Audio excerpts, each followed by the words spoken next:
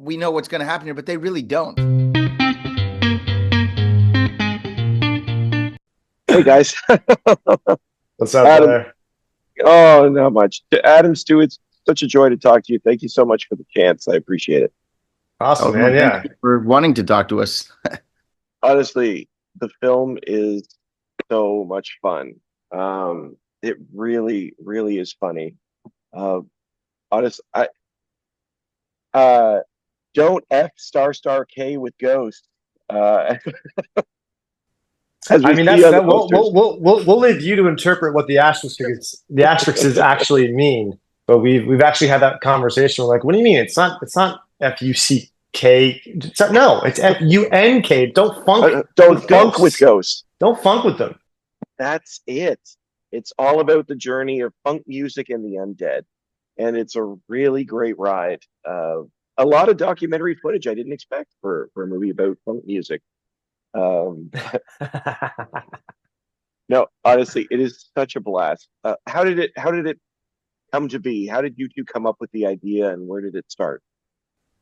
Yeah, I think I could kind of give you the Coles notes.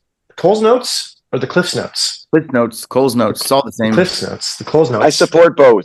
That's right. The C notes.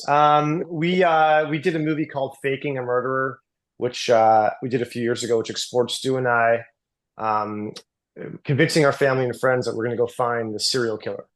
And everyone who was involved in the movie thought they were on this real investigation, it was a real documentary, and it was really going to go out and do this. And you watch us go and pitch the show and sell it and go to TIFF and announce it and go on this crazy excursion to go find the killer so that we could be successful producers and capitalize on the true crime craze. That movie got into the hands of Kevin Healy, who is the head of Heartbeats studio, Kevin Hart's company. And they put us into this development deal for a TV show and like, hey, we should do a series about you guys, like, finding killers and stuff each episode with real people. And we're like, yeah, that would be amazing. Anyways, the strikes and the this and the that and all that stuff came to be. And we're like, hey, we have another idea for a movie. And the movies were going to be a bit more easier to greenlight. And so we're like, we want to do the same thing as Faking, but instead this time, Stu and I are going to prove to the world that ghosts are real. And they're like, huh? And we said, yeah, we'll show you how that's done. So that was kind of like the birth of the project. It's a second chapter into this Adam and Stu saga. But in reality, we literally had planned to do a Bigfoot movie, and we were planning on doing this movie where we're going to go find Bigfoot. And then when we took that to the broadcaster, they were like, well, what about ghosts? And we were like, yeah, of course, ghosts. And that's sort of been flying on the seat of our pants and saying, yeah, that's kind of been Adam and I's film career together in a nutshell. Just say yes. Just say yes. Whenever they ask you something, you say yes. Yeah, our very first movie that we did as a company, I'll spare you the details, but essentially we went in there pitching a home renovation show, and somebody came in the room and was like, you guys direct horror movies, right? And we were like, yeah. They're like, you want to do a horror movie? And we're like, yes. And that's how we started our movie career, making movies, just saying yes. So when someone asks you if you can find proof of ghosts, you say yes, and then you figure out afterwards. I mean, technically, both projects have to do with houses. Correct. So, I mean, it was the same arena. It's same, but different. And actually, we did bring a lot of the home renovation into Don't Fuck with Ghosts. Are we allowed to swear in your show? Go ahead. Go ahead. Okay. Well, I said it. But yeah, we do bring home reno into the spirit of ghosts. I suppose we do, because there is like a sort of Revenge of the Nerds, like the whole team comes together to make a house kind of thing. There is that. It's a good point. Thank you. I have. Okay, so I mean, you've already sort of tapped into one of the questions I have is like, for you both making the film, what I was trying to figure out was what was that line between reality and fiction? Because I mean, you've got Colt Cabana, you've got Bridget, you've got Michael Rappaport, but it feels very improv. Although I will say my favorite line is, if this was scripted, something great would happen. And then you just sit there in silence. I was like, that's phenomenal. But was this that sort of thing? Like, people were in on it? Like, what was, or were they? No. No. Nobody's in on these projects except for Stu and I. Essentially, like anyone who appears on camera is not given a script. They are given an event that they have to be involved in.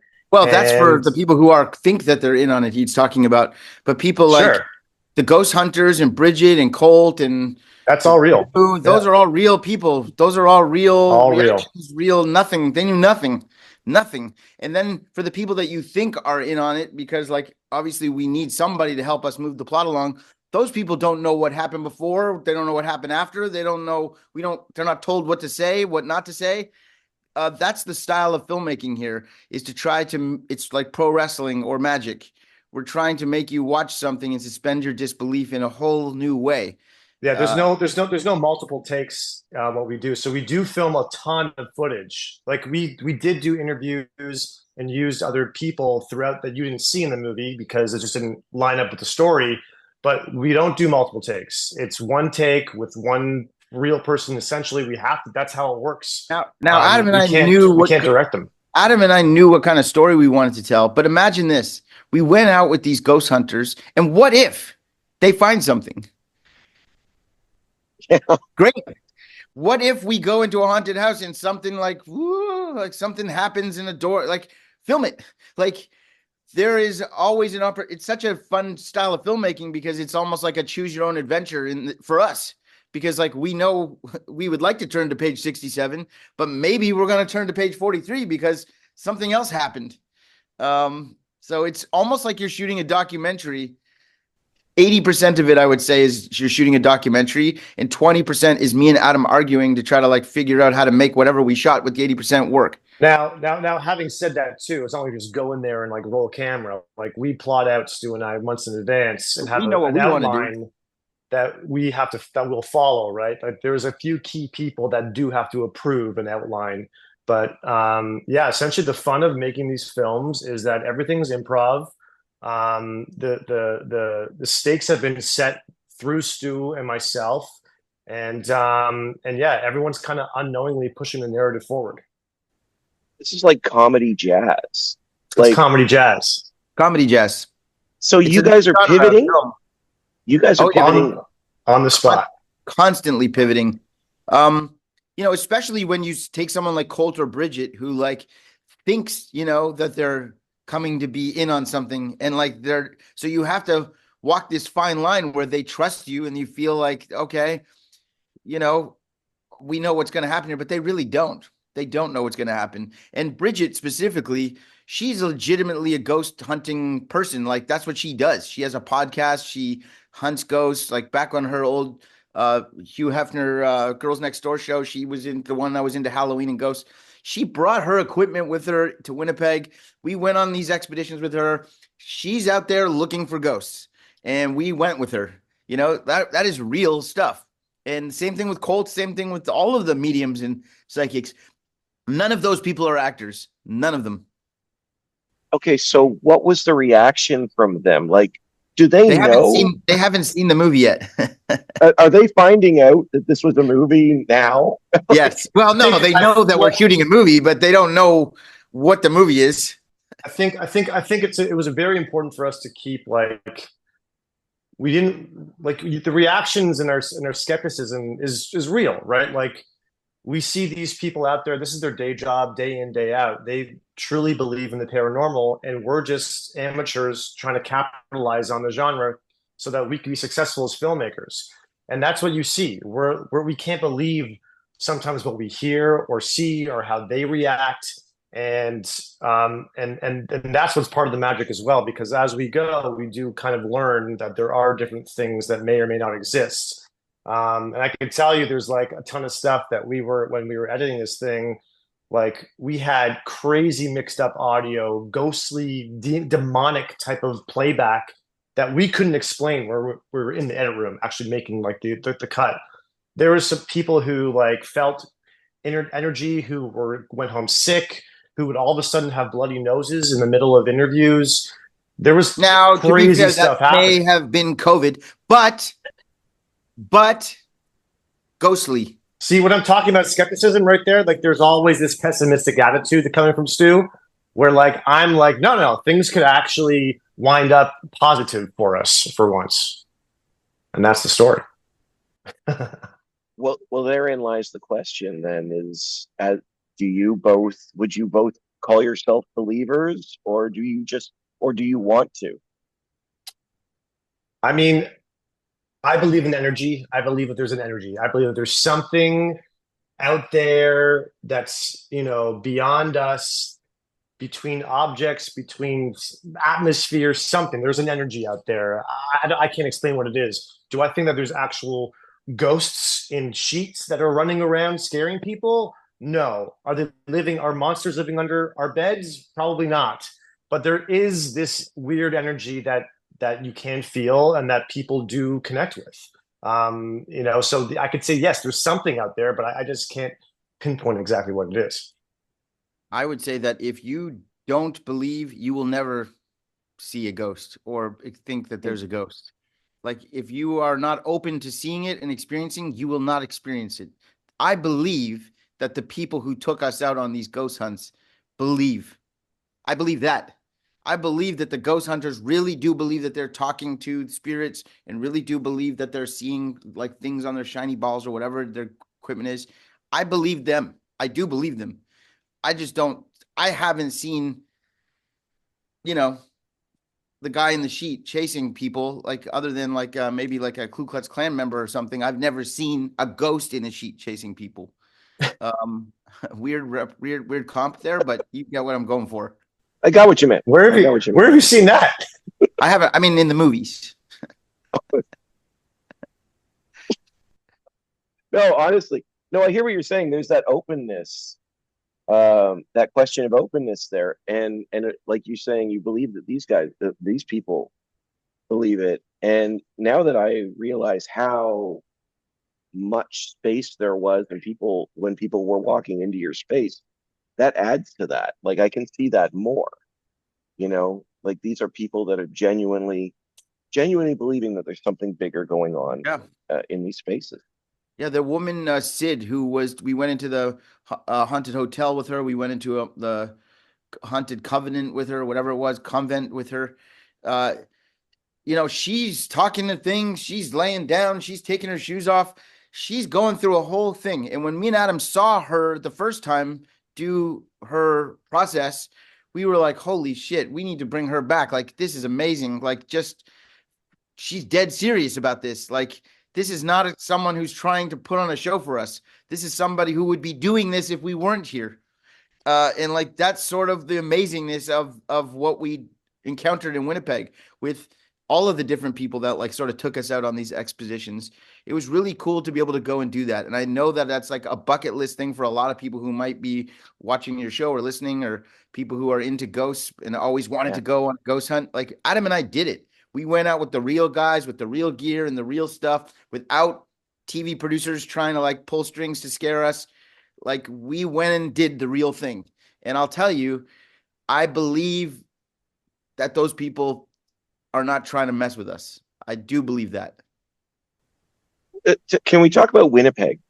Because that's something I've never heard before. So is Winnipeg really known for this sort of paranormal activity? Yeah, I'll tell. The stat is that Winnipeg is the murder capital of Canada. But that is the stat. There are the number one killer being weather.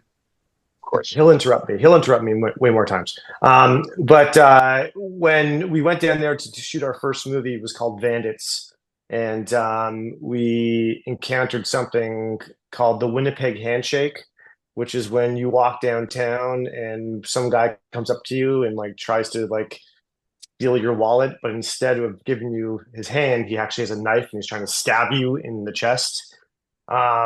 They are they're pretty toxic out there, and there's a lot of people, a lot of homelessness, a lot of unhappy folks that I guess do get into a bunch of trouble when there's not much around to do. Not to mention, all of our gear got stolen the night before we started filming our movie Bandits. So there's definitely like some sort of a lot of crime, something going on in Winnipeg. but the fact that it's the murder capital of the world makes it one of the most haunted Canada, sorry, not well, in the world no. too, because Canada's in the world.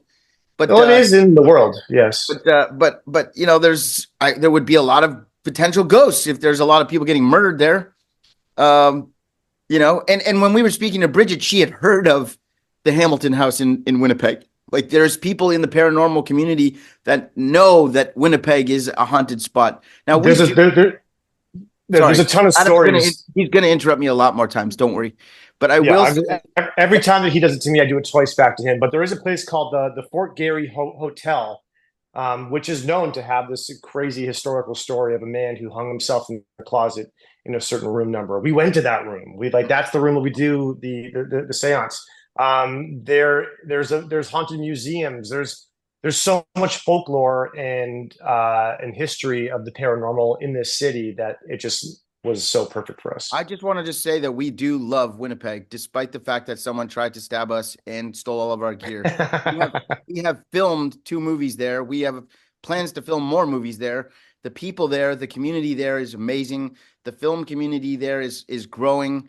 The people who came and worked on our films that had no idea what we were doing, they were along for the ride too. Like, they went on the haunted ghost hunts. You don't see them, but they're there. They're there. Where are you from? I'm from Toronto. Oh, you're from Toronto. Okay. Toronto. So, you know, and you know, we do love Winnipeg. So I don't want you to think that we're saying that Winnipeg is perfect for what Adam and I do. Put it that way.